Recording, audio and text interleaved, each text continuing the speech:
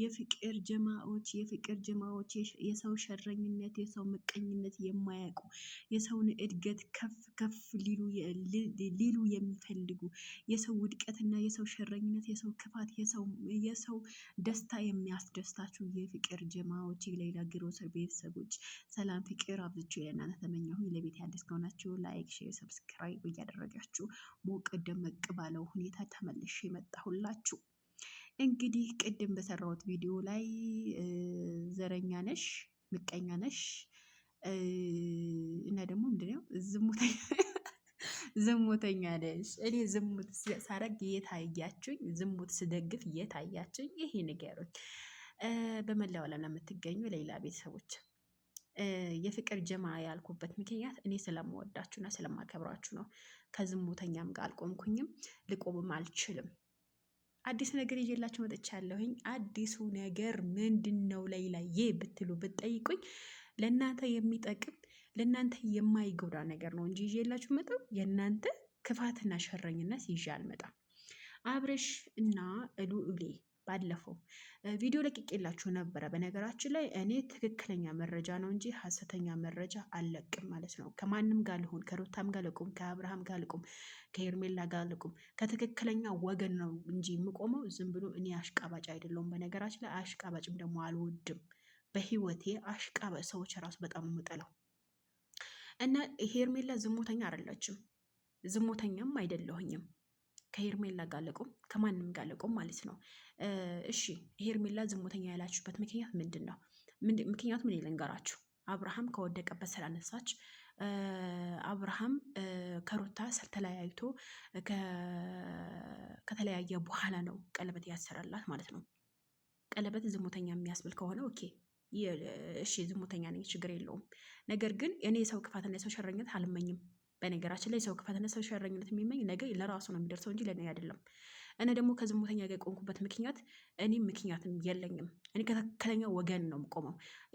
አሁን ምሳሌ ሩታ ትክክል ከሆነች ከሩታ ጋር ነው የምቆመው፣ ከሩታዬ ጋር ነው የምቆመው። በጣም ነው የምወዳት፣ በጣም ነው የማከብራት፣ እንደ እህትነት ማለት ነው። ገብታችኋል አይደለ? ስለዛ አሁን እኔ ከሄርሜላ ጋር የቆምኩበት ምክንያት አብርሃም ትክክል አይደለም። አብርሃም ጤነኛ ከሆነ ኦሬስ አንድ ጥያቄ ልጠይቃችሁ። አብርሃም ትክክለኛ ከሆነ ባለፈው ከዛሬ 2 ወር በፊት የተሰራ ቪዲዮ ላይ ከፈለጋችሁ አምጪ፣ በዚህ ቀጥላሽ ሰሪበት ካላችሁ ይሰራበታለሁ። አብርሃም ምን ብሎ ነበር መሰላችሁ? ከዚህ በፊት አብርሽ እኔ ሄርሜላ በህይወቴ ባትኖር ሄርሜላ ባላቃት እኔ ከሩታ ጋር ተመልሼ ህይወት አልጀምርም ወይም ደግሞ ህይወት አልገባም ብሎ ነበረ። ኦኬ እኔ ዝሙተኛ አይደለሁም። ወደ ዛሬ የመጣሁበት ቪዲዮ ሊሄድላችሁ። ከዚህ በፊት ታስታውሱ እንደሆነ ቪዲዮ ሰርቼላችሁ ነበረ።